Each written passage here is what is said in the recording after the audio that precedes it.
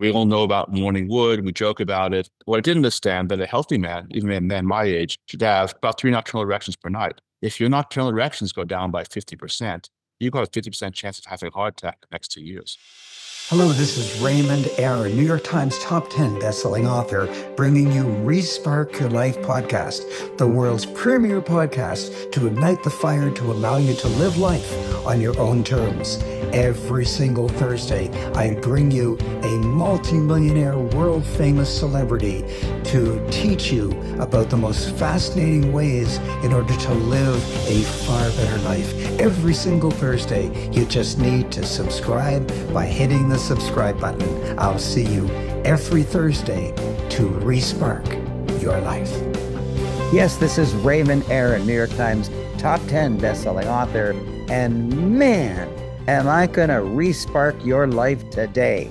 Why? Because I have with me a medical doctor whose work has been featured on New York Times, CNN, Forbes, and many other top scale magazines and other features because of the unusual work that he's doing. He's an emergency room doctor, but that's not why he gets so much attention. It's because he's the founder of FirmTech, the first sex tech company dedicated to improving men's erectile fitness. And something about wearables and something about cardiac health and sexual health.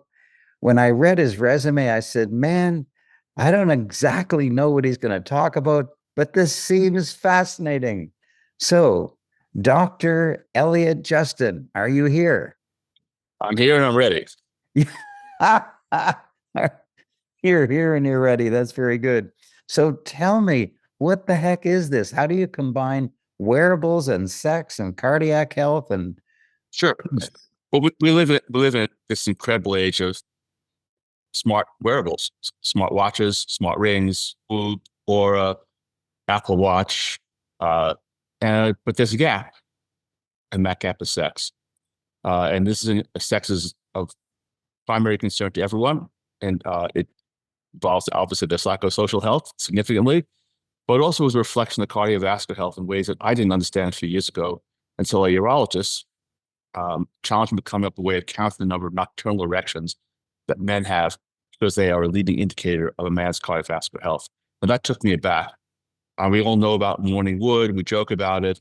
None of us want dead wood, but what I didn't understand that a healthy man, even I'm 70 years old, even a man my age, should have about 3 nocturnal erections per night. So one is not enough. So in medicine, we say the indicator, that means it's predictive. In medicine, we treat associations. High blood pressure is associated with heart attack and stroke. Elevated blood sugar is associated with diabetic complications.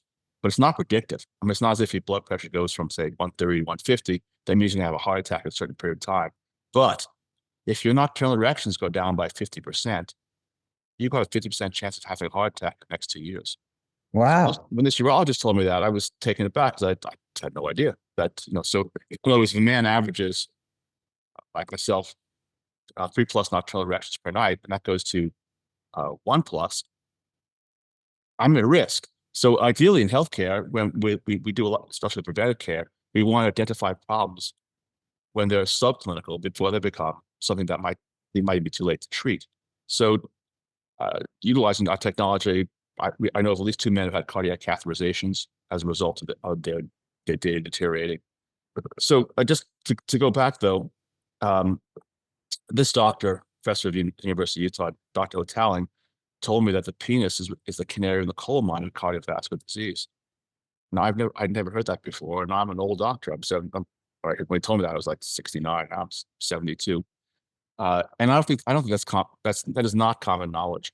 So, in terms of vital signs, what would be more interesting to men? How many steps they took yesterday, or their blood pressure, or their sexual health? And the answer, of course, is obvious. Men are more interested in their sexual health pretty much than anything, even older men like me. My thought when he came to this idea was, well, let's embed sensors into what people call cock rings. I rather call them erection rings, because cock rings kind of puts in the context of, well, this is like a sex toy novelty. But what they really are erection rings, something to help sustain erections. So when embedding the sensors into them, coming up with material that can be worn overnight, we can then count the number of nocturnal erections, measure how hard they are, but measure the duration, and with that information, tell men about their cardiovascular risk, but also about many of the medications that men take that have a negative effect upon their sexual performance, specifically the antihypertensives and the antidepressants. We doctors fail to recognize the importance of sexual health for people.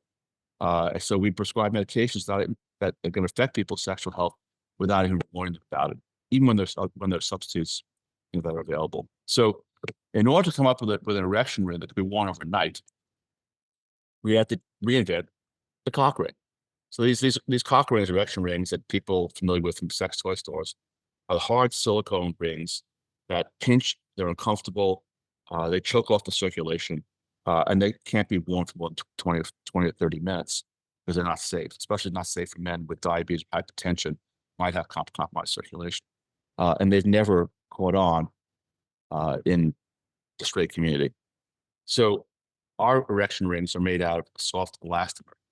Stretches, it's comfortable, doesn't block the arterial flow of blood into the penis, because we want to not kill erections. If we choke them off, we wouldn't see them. It only slightly constrains the venous return. So we are now able to have a ring that could be worn for hours. And with that, we get this information. And there are now 7 published papers about ring, and there are research studies going on in major academic centers around the world, correlating the nocturnal erection data with other comments with like CT calcium score, which is used for screening for cardiovascular disease, and other tests. So with this data. Okay. So I'm 80 years old. I got to say that I'm waning in my ability. I can't do what I used to do when I was 20.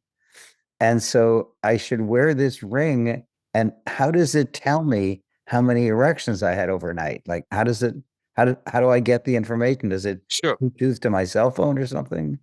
Well, Raymond, look at data was 75.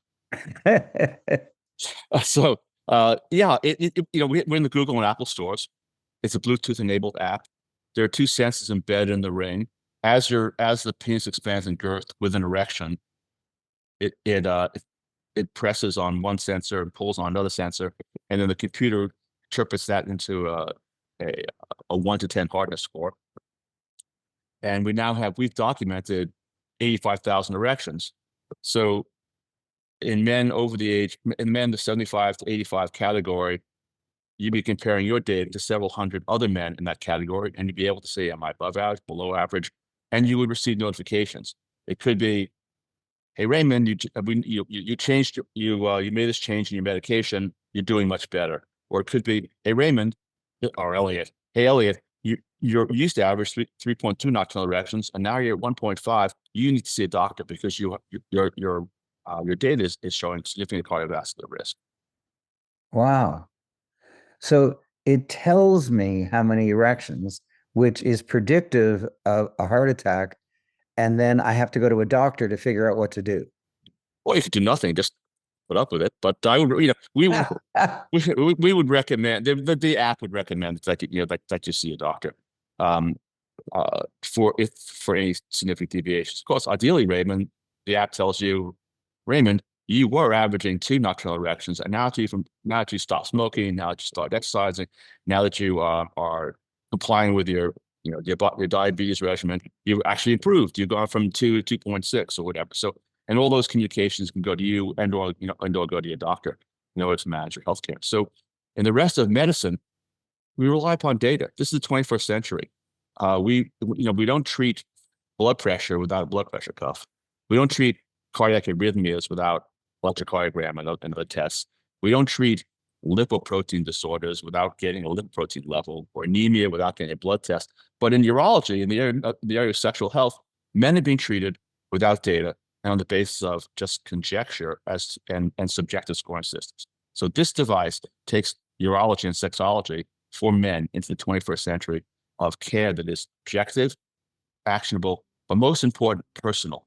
Because none of the dumb mistakes that we doctors make is we treat everyone as if they're one size fits all. everyone has high blood pressure, whether male, female, young, old, gets put on the same pill. That's stupid, because we really want to treat people recognizing that they are individuals. So there are, so for example, in the area of sexual health, there are men who, you and I are in the same age category, or pretty much. If we started testosterone replacement therapy and wanted to use a device to monitor the impact of testosterone upon our sexual health, we might start on the same dose, but we might respond differently. So that with the device, you can now see objectively what is the right dose for me for a therapy.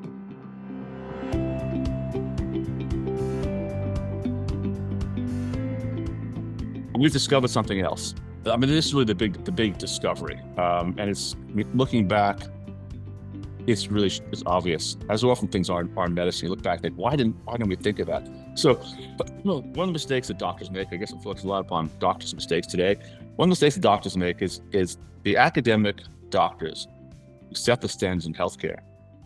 They see the sickest people in the clinical practices. So they are seeing, the urologists in particular, are seeing the men who struggle to attain erection or can't attain an erection. And these men, in general, have significant cardiovascular problems. Either the pump, the heart's not getting enough blood into the penis, or the pipes that come out of the heart, the arteries are narrowed from atherosclerosis, hypertension, diabetes, not getting enough blood into the penis. And for these men, the treatment are the popular Viagra, Cialis, PD5 medications, because they open up the arteries. They put more blood in the penis. But that's only about 10 to 12% of men. Those men are really dysfunctional. And in a moment, I'll get to men close to our age and their specific issues. But this is, I'm talking in general right now. Most men, though, 85% of men who supposedly have ED, they get erections and they lose it. So their problem is different. The men who struggle to attain erection aren't getting enough blood in. But the men who get erections, they're getting enough blood in. They might have diabetes, hypertension, but they're still getting enough blood in their penis to get an erection. And then they lose the erection. It could be for a whole variety of reasons. One is, it could be psychosocial issues. You're not getting along with your partner. You're worried about paying the mortgage. Alcohol plays a role, obviously. So do recreational drugs for many people. And the medication side, medications, the antihypertensives, and the antidepressants that can also interfere with the ability to sustain erections. But there's every erection ends with blood leaving the penis. So if you get an erection and your issue is that your erections then, so to speak, fade due to a venous leak, the answer is to put a ring on. And I don't understand this, like doctors don't understand this. So for the doctors, the first line treatment, because they're thinking about the men who can't struggle to attain erection, is to get more blood into the penis. Take a pill. But these men are already getting erections. So the answer for them is an erection ring. And the doctors are not thinking about erection rings for a variety of reasons. One, they've kind of got this bad notice because once they're currently made, pinch need to be taken off after 20, 30 minutes. And because they're associated in our culture with gay men or with fetish sex.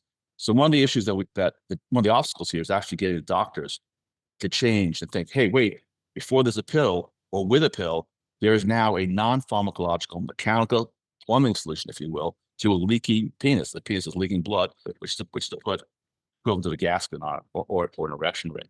So here's the difference between gay doctors and straight doctors, Raymond. And we joke about this when we go to like the American Urology Association convention shows or the Council of Sexual Medicine. How do you tell the difference between a gay doctor and a straight doctor with one question? A gay man or straight man? Do you use an erection ring? Gay doctor. Oh yeah, last night, got a better one. Straight doctor. Oh, I don't need that. They go right to the male private. I don't need that. Well, what the data is clearly showing is that it's not about need. If you as a man, any man, wants to be more confident, stay harder longer, have a more intense orgasm, an erection ring is a solution for most men. And men who get an erection and then lose it. And that is a mind shift for the way in which we doctors approach this problem, or people in the public. So 4 years ago, if you had told me you're going to be recommending cock rings to people, I would have said, well, why would I do that? I don't need that. They're uncomfortable. And now I don't have sex without one because I want the mechanical benefit of it and the pleasure benefit. Wow. I had no idea we'd be talking about all this. Well, we're all of us on the road from what I call erectile fitness to erectile dysfunction. And I'd rather think about things positively for men. We are a fitness-focused culture. We no longer talk about women as being frigid, anorgasmic, hysteric, the way women were in the 70s and 80s, because vibrators came along and changed the picture for women. And we should, ED is something men don't want to talk about. It's kind of shameful. I mean, it's different, it's for most men, it's not about dysfunction. It's about having a problem, venous leak, that can be addressed with simply with mechanical solution and or combination of pill. Now, And isn't there an exercise solution? Aren't there exercises that men can do that make them stronger there? that would be nice. So you're talking about pelvic floor exercises. So it is important for a man to have do two exercises. One, you obviously want to be in relatively good cardiovascular shape because you don't want to get winded when you're having sex. And you also, in terms of the pelvic floor, especially for men who have had prostate surgery or urological surgery, the pelvic floor muscles can get weak, or men who are obese. So you can't, strengthening the pelvic floor will give one stamina during sex. It will also improve the muscle tone, the muscles that are involved in contractions we experience with orgasm, pubic-coccygeal muscle, PCG muscle. But the exercises are a skeletal muscle function. Those are the muscles that we can control, squeeze on our own. But orgasms and arousal and orgasms are largely a smooth muscle function. And you can't go to the gym and work out your smooth muscles. The only way to work out your smooth muscles is by having sex. I'll draw an analogy to the gastrointestinal system. Raymond, if you and I right now were to go on a fast because we're outraged by some political situation, whatever, and then a month from now we started eating a regular food again, if we went to a 3-star Michelin restaurant to celebrate, we would get sick because the smooth muscle around our esophagus, intestines will atrophy. And the same thing happens to men, especially men as they get older. If they don't have orgasms, it is use it or lose it, especially for men up in our age bracket.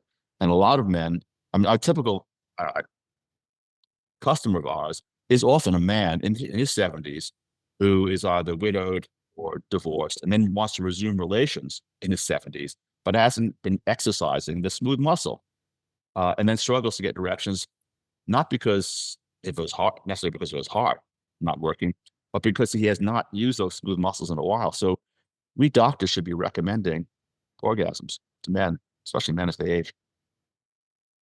Wow. Write a prescription. Give me your address and I'll send you one. So, again, these things were new to me too. I mean, these are discoveries. This is, 3 or 4 years ago, I was really unaware of one, the value of rings. Two, obviously there was no data whatsoever. So, Raymond, a man your age should want to know their data, not just for their sexual health, but for your cardiovascular health. Yes. And we have, I think our oldest customer is 84 years old.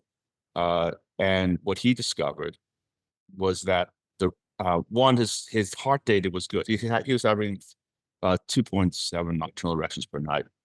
And let me get to the average numbers in a second. But what he needed the ring. He would get erections, and when he and his wife would try to have relations, his erections would fade, and the ring took that problem away. Because the ring now keeps him apart. Because as we get older, our smooth muscle around our veins gets weak, and it's like. So, for example, Raymond, I don't know about you, but if I get on a plane for 5 or 6 hours, my ankles swell a little bit, my rings get a little bit tight because the smooth muscle around my veins isn't pumping blood back to my heart the way it used to. When the smooth muscle around the veins of the penis gets weak, it means that the blood leaves the penis faster. So here's what the doctors know that the incidence of erectile dysfunction goes up 10% per decade after age 45, 50. So by my age, it's 70%. By your age, it's 80. It's trending to 80%. And we all, of course, would all like to be one of those guys who's not part of the trend, basically.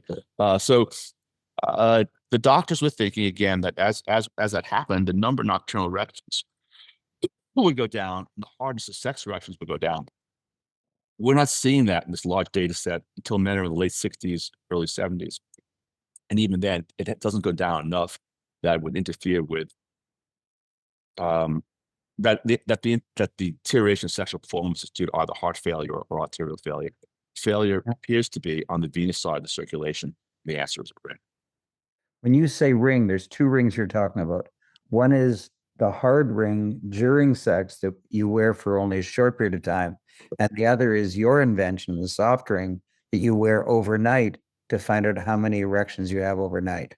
Right. But the tech ring, the overnight ring, can also be used during sex. They can measure how hard you are, how long you last, during sex. It doubles as both a diagnostic aid, but also as an erection ring to sustain erections. We make two other rings, the maximum performance ring and the performance ring. We make them without the technology, and they're designed just to sustain erections.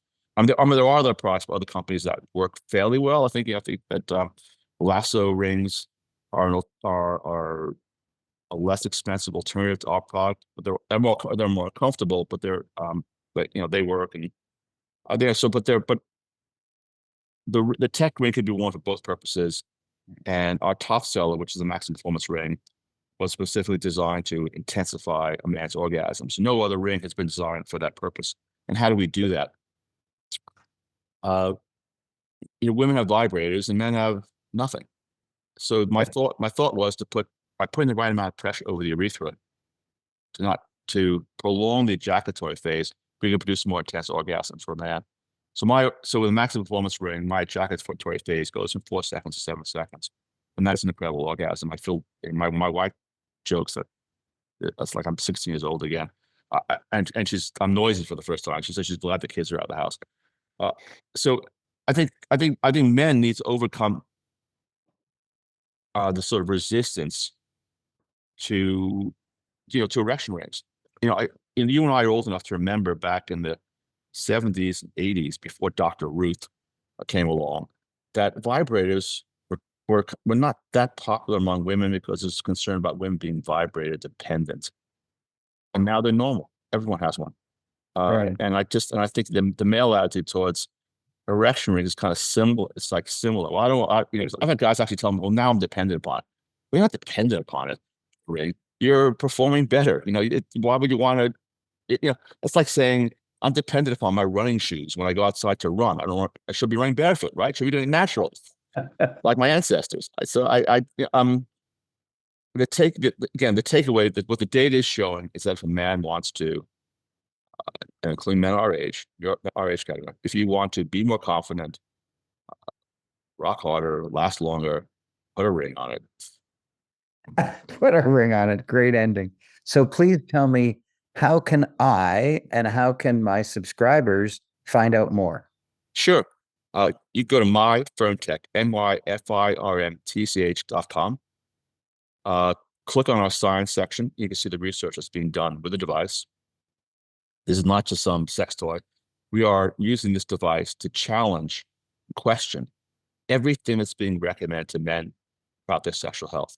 Shockwave therapy, testosterone replacement therapy, pee shots, Botox injections, pelvic floor exercises, PD5 medication dosages. All these things are now being investigated independently by researchers around the world to see what really works and what doesn't work.